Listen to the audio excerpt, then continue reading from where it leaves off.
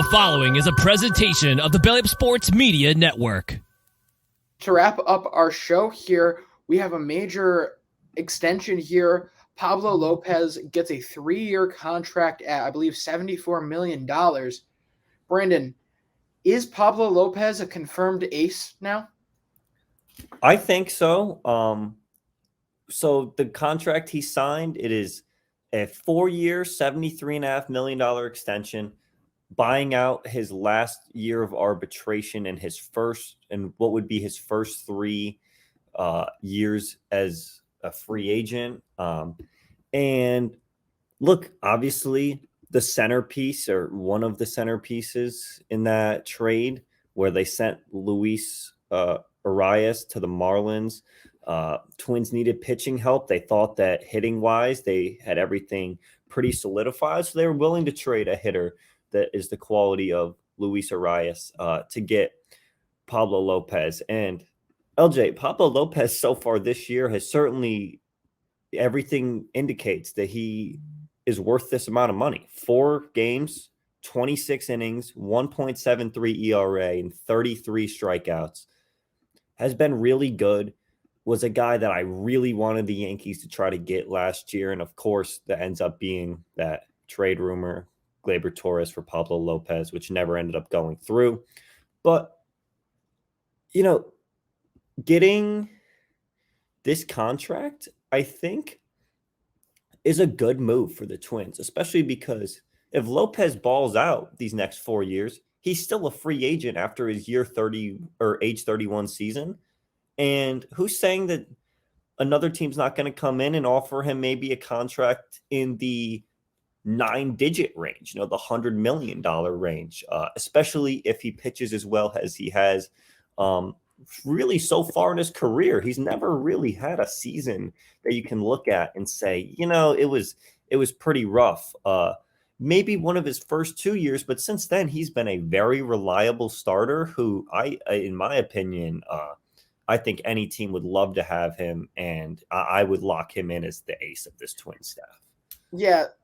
Again, that sophomore slump was not convincing, but you're talking about a 23-year-old at the same time here. And you look past that, you're talking about a guy who's going to be consistently a 3 ERA guy, probably has more left in the tank. I mean, if he's able to put together a fraction of what he's put together to start the season, for the rest of it, you could be talking about a guy who's sub 3 this year. And at $25 million, I'm 100% fine making this guy the ace and one of the spearheads of the franchise here, because he's good for it. He's good for the innings. He's good for, again, quality performances is a massive, massive thing to be looking for out of an ace. Another thing that I really do like is what this does for the rest of the rotation as well, because not only do you give yourself a little bit of form by locking this guy in for another 3 years, but in my eyes, if you're trying to compete and you're trying to contend for a potential World Series in the next couple of years, as you hopefully start to get hits out of an Edouard Julian, you've got, Byron Buxton, Correa. Here, you get all those guys healthy. You're talking about a really solid lineup that's got a real good chance in the next couple of years. You need a 1 and a 2. And what have you just done? You've basically confirmed that at least for the next 4 seasons, you're going to have a number 1 and a number 2 that are really could very well be interchangeable from season to season, as I don't see Joe Ryan slowing down anytime soon.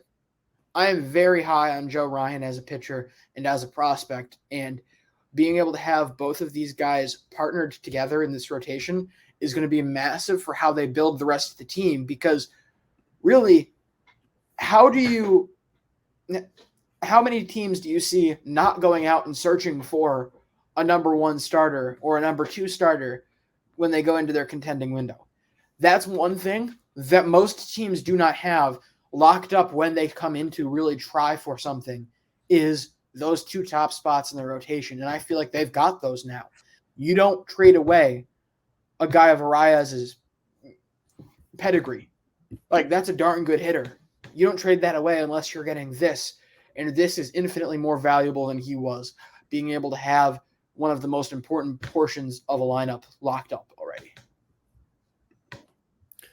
Yeah, very well said. And I really don't have much more to add other than, Joe Ryan, LJ is absolutely right. This guy Stud. for a 27 game starter last year, the stats he put up, I mean, how underrated is he, LJ? I'm glad we're bringing attention to his name. I don't know how much more you could really ask out of a guy that's his age and stuff. I think he was their opening day starter last year also He for was. Minnesota. So And we kind of were like, what on earth are they doing? And he earned every second of it. Really, what they did to him, as far as I'm concerned, is kind of unfair because you send a guy in with 26 career innings and you effectively made him the ace of your team last year.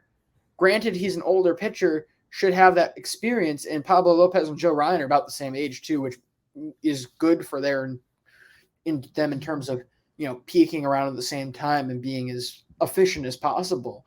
But still, this is a guy with not a lot of experience that you really threw into the deep end, making him the leader of this rotation.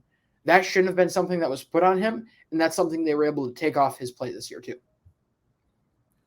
But if that's okay, Brandon, I think it's time to wrap up here today. We, of course, will be back on Wednesday with our next show before a live on Thursday night. Brandon, anything else to add? I don't think so. Yeah, big injury roundup on Wednesday, of course. And I think that's about it. Are we sure it's it? Because it sounds like some breaking news might be coming through. No, it seems like one of my friends insists on calling me right now, so I'll have to give him a ring back in 1 second. You'll have to circle back to him. Yes, absolutely.